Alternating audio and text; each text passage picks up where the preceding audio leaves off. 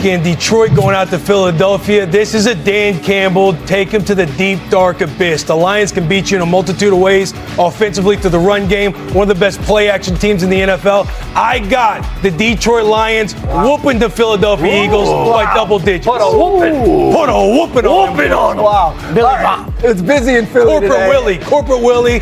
Shout out Solitaire. Corporate Willie. Shout out Solitaire, Dan. Stop that, okay? Thinking on the Eagles.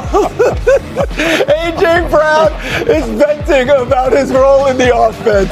Yesterday, video surfaced of Brown appearing with streamer Janky Rondo. The Rondo reference.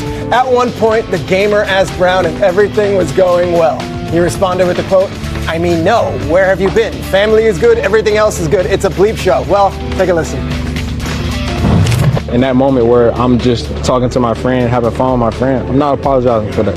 Like I said, because if you have eyes, you can see that. And so, like, it's not that I was throwing anybody on the bus. I'm literally trying to laugh through this. It's tough. Like, but I'm trying to make fun of the situation and to try to get through it. So, I mean, you know, it is what it is, man. It's not about we're not winning or I don't care about winning. All I care about is stats. No, it's been week after week sometimes. We're not contributing. We're not doing our job on offense. So you can't just keep slapping the Band-Aid over that and you expect to win late in the year and you think you're going to go to it at the end of the year. It's not going to happen. I'm sorry. It's not going to happen. It's not going to happen. You know? And last year, what it was, thank you for the ring, but it's a new season. They adapted. We have to adapt and we have to continue to, like, get better and try to find new ways. All right, Andrew Hawkins, you're our resident wide receiver on set. Do the Eagles have an A.J. Brown problem? Absolutely not. Like, you don't want your leaders thinking that way? That you don't want to put a Band-Aid on something just because it's working now, but you know there's issues, you don't want it to be as best as it could be? That should be what you want out of a leader. Is that not the case? Oh, maybe I'm wrong. Maybe I think about it I would say as long as he's doing that privately with the team as well, on top publicly.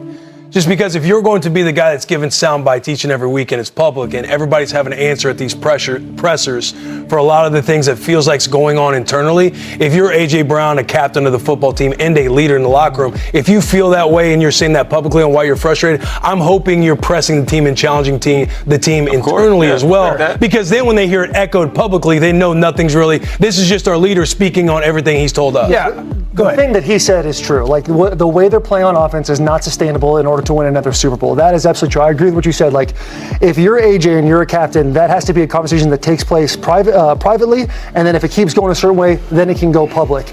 My problem with this is you have so many stars on that team.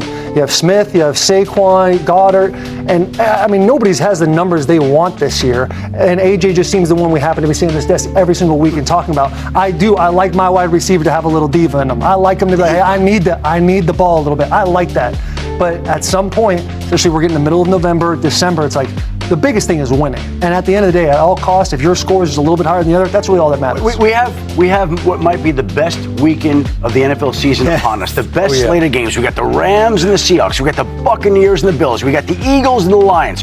We've got MVP candidates in this league. Matthew Stafford, Daniel Jones, Jonathan Taylor, Patrick Mahomes.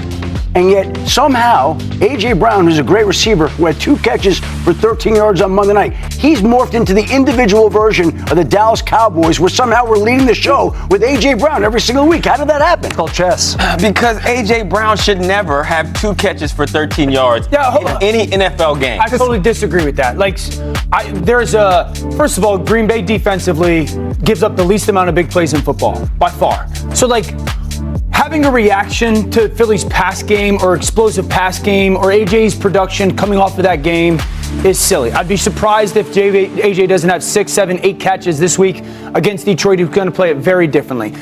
This is why 4 weeks ago, I was like, AJ's going to want to get traded. And everyone lost their mind. It's obvious AJ doesn't want to be there right now, okay? That doesn't mean that they can't win the Super Bowl. That doesn't mean that AJ Brown's still not going to be a massive part of them trying to get back. But the reality is this, AJ's getting the ball thrown to him at the same rate as he was last year. Same rate.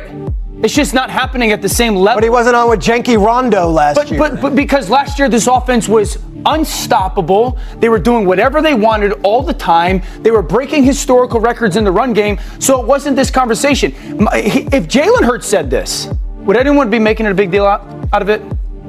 No. Why? Because he's the quarterback? Because Jalen's allowed to tell I don't mind the locker room. It's more the going on the Twitch stream the night after the game when. But we can make that a big deal, or we can't. AJ Brown was on Twitch stream, and guys, he told the truth. The offense hasn't been dominant this year. It's been good enough. Is it good enough to beat the Rams when it's win or go home? No. No. Is it good enough to beat Seattle when it's win or go home? No. You guys are right. He's telling the truth. It's good enough in October and November. It's not going to be good enough in November, December, January. But what's confusing and surprising too is this team has won so many games, but at the same time feels so dysfunctional at the same time. With all these bites that come out each and every week. Well, they're dysfunctional in what regard? And is the dysfunction leading to losses?